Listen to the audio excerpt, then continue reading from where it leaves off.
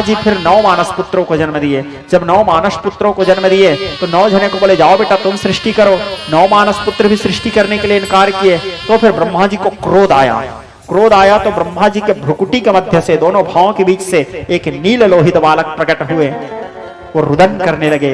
वो कहला रुद्र। रुद्र को ब्रह्मा जी बोले जाओ पुत्र तुम सृष्टि करो। तो रुद्र फिर सृष्टि किए। रुद्र क्या सृष्टि किए? तो स्वामी जी लिखते हैं भूत प्रेत बेताल गणा और पिशाच कराल साघिनी डाघिनी कामिनी सिरजे शिव तेंकार। भूत प्रेत पिशाच यक्ष गंध, भूत प्रेत पिशाच यही सबको बना दिए।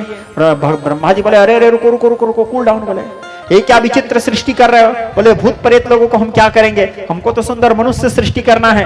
भगवान शंकर बोले अब हमको यही आता है, तुमको अच्छा नहीं लग रहा है तो हम नहीं करेंगे। बोले तो बोले अब इसको क्या करूंगा? बोले इसको मैं लेके चला जाता हूं। बोले और वो सारे भूत पिशाच को लेकर के भगवान शंकर गए कहां? कैलाश। और कैलाश में जाकर के वही भगवान सर्वेश्वर सदाशिव जो ब्रह्मा जी को ज्योतिर्मय स्वरूप में दर्शन दिए थे, आज उसके भ्रुकुटी के मध्य से सौम्य स्वरूप में शंकर बन करके जन्म लिए और जा करके कैलाश में स्थान प्राप्त किए। अब वो भगवान सदाशिव शंकर के रूप में कैलाश में निवास करने लगे। लेकिन उनके साथ उनके शक्ति नहीं है।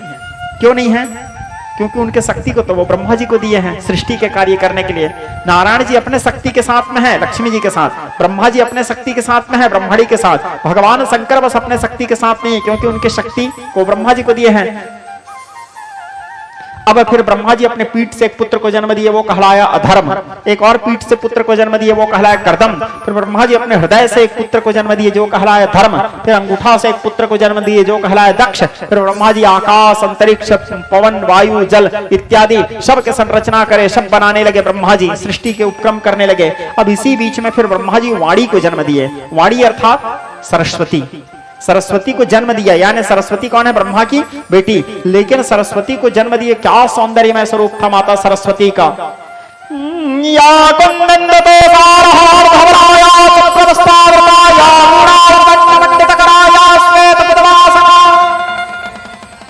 या ब्रह्माच शंकर प्रवर्तवे देवै सदा वन्दता सामपात सरस्वती भगवती निहसे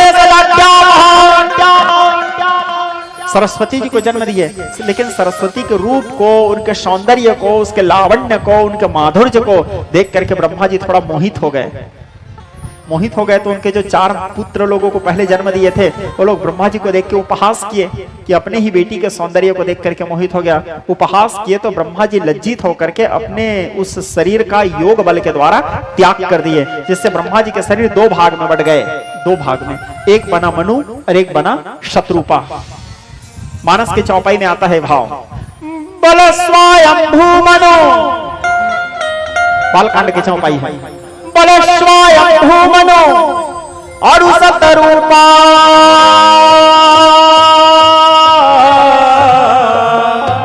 जिनसे भय नर श्रेष्ठ अनुपा, जिनसे भय नर श्रेष्ठ अनुपा, जिनसे भय नर श्रेष्ठ अनुपा। बोले हाँ स्वयंभो मनोहर, स्वयंभो मनोहर शतरूपा